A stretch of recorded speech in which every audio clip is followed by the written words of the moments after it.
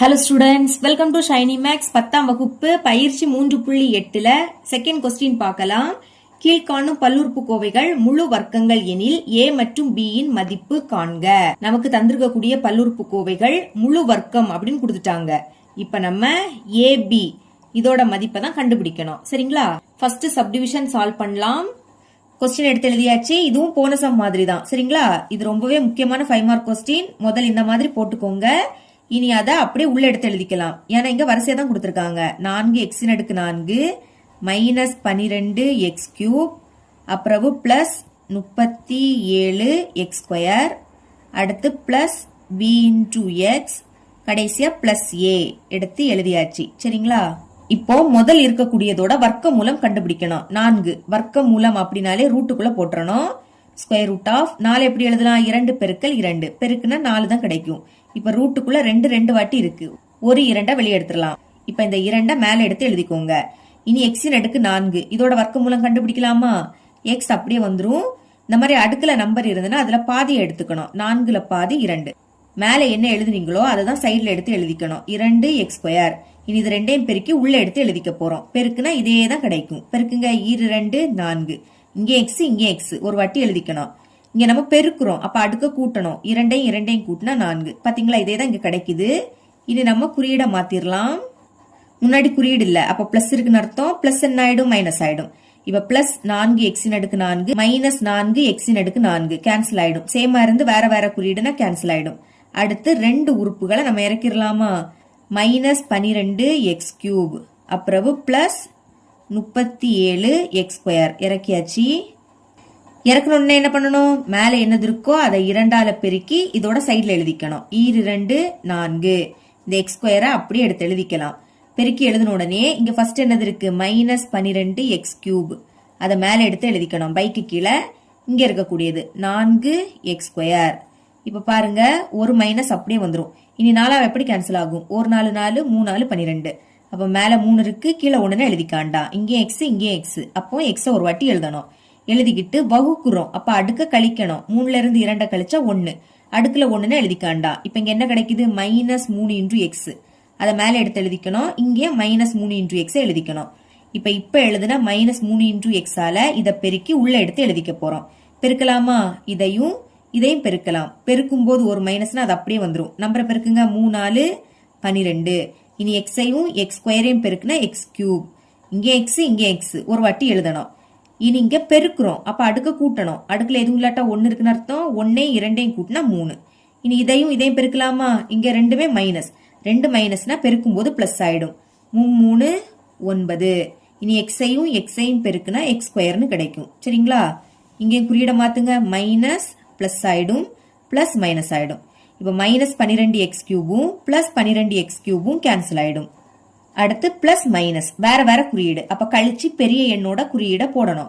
கழிங்க. 37ல இருந்து 9 கழிச்சா 28ன்னு கிடைக்கும். பெரிய எண் 37, அதோட குறியீடு பிளஸ். முதல்ல எழுதும் போது பிளஸ் குறியீடு போடாண்டா. 2ல x² இருக்கு, அதை ஒரு வாட்டி எழுதிக்கலாம். இனி அடுத்தும் 2 உறுப்பை இறக்கிக்கலாம். அதையும் இதையும் இறக்கிருங்க. பிளஸ் b இன்டூ எக்ஸ் அப்புறம் பிளஸ் a இறக்கியாச்சா? இறக்குன உடனே என்ன பண்ணணும்? மேல என்னது இருக்கோ அதை 2ஆல பெருக்கி இதோட சைட்ல எழுதிக்கணும். பெருக்குங்க. 2 4. இந்த x² அப்படியே எடுத்து எழுதிக்கணும். இனி இங்க மைனஸ் இருக்கு. அடுத்து 3 6. இந்த எக்ஸை எடுத்து எழுதிக்கோங்க. பெருக்குன உடனே இங்க ஃபர்ஸ்ட் என்னது இருக்கு? 28x² இருக்கு, அதை மேல எழுதிக்கணும். பைக்கு கீழே இங்க ஃபர்ஸ்ட் என்னது இருக்கு? 4x² இருக்கு. இப்ப 4 எப்படி கேன்சல் ஆகும்? 1 4 4 7 4 28. அடுத்து x² கேன்சல். பாக்கி என்னது இருக்கு? 7 இருக்கு. முன்னாடி குறியீடு இல்லாட்டா பிளஸ் இருக்குன்னு அர்த்தம். அப்ப பிளஸ் 7 அதை மேல எடுத்து எழுதிக்கணும். இங்கேயும் பிளஸ் 7 எடுத்து எழுதிக்கணும். சரிங்களா? இப்போ இந்த பிளஸ் 7ஆல இதை பெருக்கி உள்ள எடுத்து எழுதிக்க போறோம். 7 4 28. அடுத்து இங்க மட்டும்தான் x² இருக்கு. அப்புறம் இதையும் பெருக்கலாம். ஒரு மைனஸ். பெருக்கும் போது ஒரு மைனஸ்னா அது அப்படியே வந்துரும். 7 6 42. இங்க மட்டும்தான் x இருக்கு. அப்புறம் இதையும் பெருக்கலாம். இங்க ரெண்டுமே பிளஸ், அப்ப பிளஸ் போட்டுருங்க. 7 7 49. இனி குறியீட மாத்திரலாமா? முன்னாடி குறியீடு இல்ல, அப்ப பிளஸ் இருக்குன்னு அர்த்தம். பிளஸ் என்ன ஆயிடும்? மைனஸ் ஆயிடும். மைனஸ் பிளஸ் ஆயிடும், பிளஸ் மைனஸ் ஆயிடும். இனி plus 28x² minus 28x² cancel ஆயிடும். சேமா இருக்கு, வேற வேற குறியீடுனா கேன்சல் ஆயிடும். அது மட்டும் இல்லாம கொஸ்டின்ல முழு வர்க்கம்னு சொல்லியிருந்தாங்க.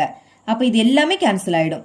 கேன்சல் ஆகி 0ன்னு கிடைக்கும். சரிங்களா? இப்போ ஏபி இதோட மதிப்பை கண்டுபிடிக்கலாமா? அதுக்கு முன்னாடி therefore கொடுக்கப்பட்ட பல்லுறுப்புக்கோவை ஒரு முழு வர்க்கம் என்பதால் இப்படி எழுதிக்கணும். இனி பாருங்க, எக்ஸோட கெழு என்னது? பி. பி எடுத்து எழுதிருங்க.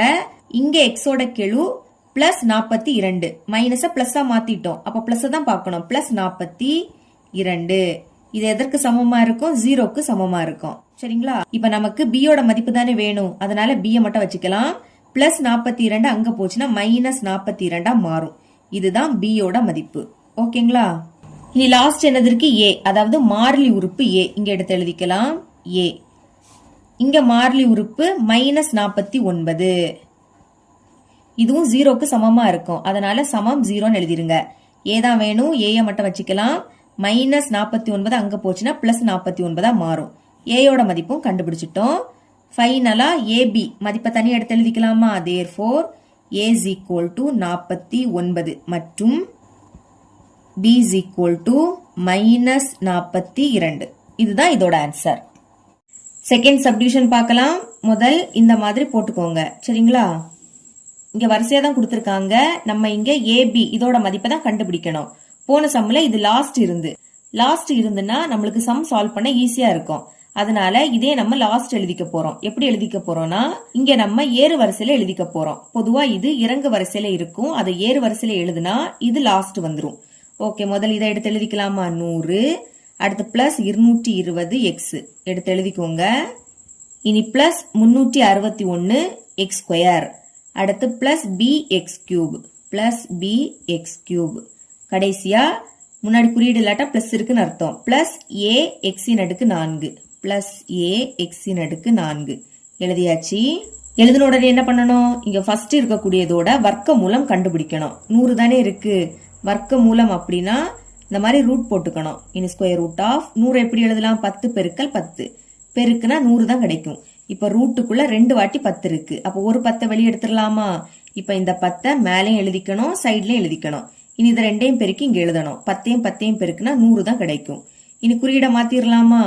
முன்னாடி குறியீடு இல்லாட்டா பிளஸ் இருக்குன்னு அர்த்தம். பிளஸ் என்ன ஆயிடும்? மைனஸ் ஆயிடும். இப்ப பிளஸ் 100 மைனஸ் 100 கேன்சல் ஆயிடும். கேன்சல் பண்ண உடனே அடுத்து 2 உறுப்புகளை நம்ம இறக்கணும். பிளஸ் 220 எக்ஸ் பிளஸ் போடாண்டா வெறும் அந்த 220 எக்ஸை மட்டும் எழுதிக்கலாம். இங்க பிளஸ் 361 எக்ஸ் ஸ்கொயர் எழுதிருங்க. பிளஸ் 361 எக்ஸ் ஸ்கொயர் ஃபர்ஸ்ட் எழுதும் போது இந்த பிளஸ் குறியீடு போடாண்டா. இறக்குன உடனே என்ன பண்ணணும்னா, மேல என்னது இருக்கோ அதை 2ஆல பெருக்கி இதோட சைட்ல எழுதிக்கணும். பெருக்குங்க. ஈர் 10 20 எழுதியாச்சா? இந்த மாதிரி பெருக்குன உடனே இங்க ஃபர்ஸ்ட் என்னது இருக்கு? 220 எக்ஸ், அதை மேல எழுதிக்கணும்.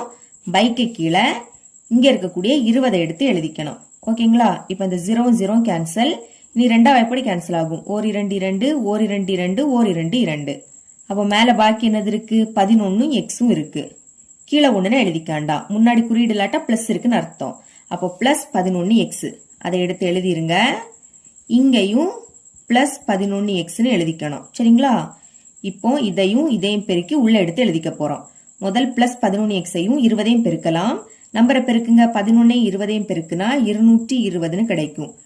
இங்க மட்டும் எக்ஸ் இருக்கு, அதை எடுத்து எழுதிருங்க. அப்புறம் இதுவும் பிளஸ்ல இருக்கு, அதனால பிளஸ் குறியீடு போட்டுடலாம். 11 பெருக்குனா 121ன்னு கிடைக்கும். எக்ஸையும் பெருக்குனா எக்ஸ் ஸ்கொயர்னு கிடைக்கும். இப்ப குறியீடை மாத்திரலாமா? முன்னாடி குறியீடு இல்லாட்டா பிளஸ் இருக்குன்னு அர்த்தம். பிளஸ் மைனஸ் ஆயிடும், பிளஸ் மைனஸ் ஆயிடும். இப்ப பாருங்க, plus 220 X minus 220 X cancel ஆயிடும். சேமா இருந்து வேற வேற குறியீடுனா கேன்சல் ஆயிடும். இனி இங்க பிளஸ் மைனஸ் வேற வேற குறியீடு. அப்ப கழிச்சு பெரிய எண்ணோட குறியீட போடணும். கழிங்க. 361 இருந்து 121 கழிச்சா 240ன்னு கிடைக்கும். பெரிய எண் 361, அதோட குறியீடு பிளஸ். ஃபர்ஸ்ட் எழுதும் போது பிளஸ் குறியீடு போடாண்டாம். இங்க 2ல எக்ஸ் ஸ்கொயர் இருக்கு, அதை ஒரு வாட்டி எழுதிக்கலாம். இனி அடுத்த உறுப்பை இறக்கிடலாமா? இதையும் இறக்கிருங்க. பிளஸ் பி எக்ஸ் கியூப் எழுதிக்கலாம். Plus B into X cube. அடுத்து பிளஸ் ஏ எக்ஸின் அடுக்கு 4 இறக்கியாச்சு. இறக்குன உடனே என்ன பண்ணணும்? மேல என்னது இருக்கோ அதை 2ஆல பெருக்கி இதோட சைட்ல எழுதிக்கணும். பெருக்குங்க. ஈர் 10 20. அடுத்து இந்த பிளஸ் எடுத்து எழுதிக்கலாம். இனி 2ஐயும் 11ஐயும் பெருக்குனா 22. இந்த எக்ஸ் அப்படியே வந்துரும். இந்த மாதிரி பெருக்கி எழுதின உடனேயே இங்க ஃபர்ஸ்ட் என்னது இருக்கு 240 எக்ஸ் ஸ்கொயர் இருக்கு டிவைடட் பை இங்க ஃபர்ஸ்ட் 20 இருக்கு. ஓகேங்களா? இப்ப இந்த 0 0 கேன்சல் ஆகி இரண்டா எப்படி கேன்சல் ஆகும்? ஓர் 2 2 ஓர் 2 2 ஈர் 2 4. அப்ப பாக்கி என்னது இருக்கு 12 எக்ஸ் ஸ்கொயர். கீழே ஒண்ணுன்னு எழுதிக்காண்டாம். முன்னாடி குறியீடு இல்லாட்டா பிளஸ் இருக்குன்னு அர்த்தம். அப்போ பிளஸ் 12 எக்ஸ் ஸ்கொயர். இத மேலேயும் எழுதிக்கணும், இங்கே எழுதிக்கணும். இங்க இடம் தேவையில நல்ல கீழே எழுதிக்கிறேன். Plus 12 X square. நீங்க ஒரே வரிசையிலே எழுதிக்கோங்க. இப்போ இந்த 12 எக்ஸ் ஸ்கொயரால இதை பெருக்கி உள்ள எடுத்து எழுதிக்க போறோம். பெருக்கலாமா? நம்பரை பெருக்குங்க. 12ஐயும் 20ஐயும் பெருக்குனா 240ன்னு கிடைக்கும். அடுத்து இங்க மட்டும் தான் எக்ஸ் ஸ்கொயர் இருக்கு, அதனால எழுதிக்கலாம். இனி இதையும் பெருக்கலாம். ரெண்டுமே பிளஸ்ல இருக்கு, அதனால பிளஸ் குறியீடு போட்டுருங்க. இப்போ 12ஐயும் 22ஐயும் பெருக்குனா 264ன்னு கிடைக்கும். இனி எக்ஸ் ஸ்கொயரையும் எக்ஸையும் பெருக்கணும். இங்கேயும் எக்ஸ் இருக்கு, இங்கேயும் எக்ஸ் இருக்கு. அப்ப எக்ஸ ஒரு வாட்டி எழுதிக்கணும். இனி நம்ம பெருக்குறோம், அப்ப அடுக்க கூட்டணும். இங்க 2 இருக்கு, அடுக்குல எதுவும் இல்லாட்டா 1 இருக்குன்னு அர்த்தம். அப்போ 1 2 கூட்டினா 3. இனி இதையும் பெருக்கலாம். இது ரெண்டுமே பிளஸ்ல இருக்கு, அதனால பிளஸ் போட்டுருங்க.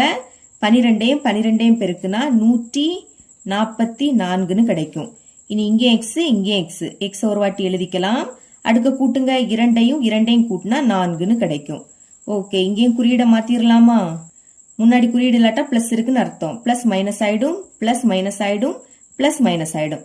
இப்ப பிளஸ் 240 எக்ஸ் ஸ்கொயரும் மைனஸ் 240 எக்ஸ் ஸ்கொயரும் கேன்சல் ஆயிடும். அதே மாதிரி இது எல்லாமே கேன்சல் ஆயிடும். ஏன்னா இங்க கொஸ்டின்ல முழு வர்க்கம் அப்படின்னு கொடுத்திருந்தாங்க. அப்ப எல்லாமே கேன்சல் ஆகி 0ன்னு கிடைக்கும். சரிங்களா? அதான் எழுதியிருக்கேன். தேர்ஃபோர் கொடுக்கப்பட்ட பல்லுறுப்புக்கோவை ஒரு முழு வர்க்கம் என்பதால். இப்படி எழுதிக்கோங்க. முழு வர்க்கம் அப்படின்னு சொன்னனாலதான் இங்க நம்ம 0ன்னு எடுத்திருக்கோம். சரிங்களா? இப்ப a b இதோட மதிப்பை கண்டுபிடிக்கலாம். பாருங்க, எக்ஸ் கியூபோட கெழு என்னது? b. எடுத்து எழுதிருங்க b. அடுத்து இங்க எக்ஸ் கியூபோட கெழு மைனஸ் 264. மைனஸ் 264 இது 0க்கு சமமா இருக்கும். இங்க 0 எழுதிருக்கனால சமம் 0 எழுதிருங்க. b தானே வேணும், b மட்டும் வச்சுக்கலாம். மைனஸ் 264 அங்க போச்சுன்னா பிளஸ் 264 மாறும். பிளஸ்னா பிளஸ் குறியீடு போடாண்டாம். இதுதான் b யோட மதிப்பு. இதே மாதிரி a யோட மதிப்பு கண்டுபிடிக்கலாம். பாருங்க, எக்ஸின் அடுக்கு 4 அதோட கெழு a எழுதிருங்க. இங்கேயும் எக்ஸின் அடுக்கு 4 இதோட கெழு மைனஸ் 144. மைனஸ் 144 சமம் போட்டு 0ன்னு எழுதிருங்க. ஏயோட மதிப்பு தான் வேணும், ஏய மட்டும் வச்சுக்கோங்க. இப்போ மைனஸ் 144 இங்க வந்துனா பிளஸ் 144 மாறும். ஓகே, இப்ப ஏயோட மதிப்பை கண்டுபிடிச்சாச்சு.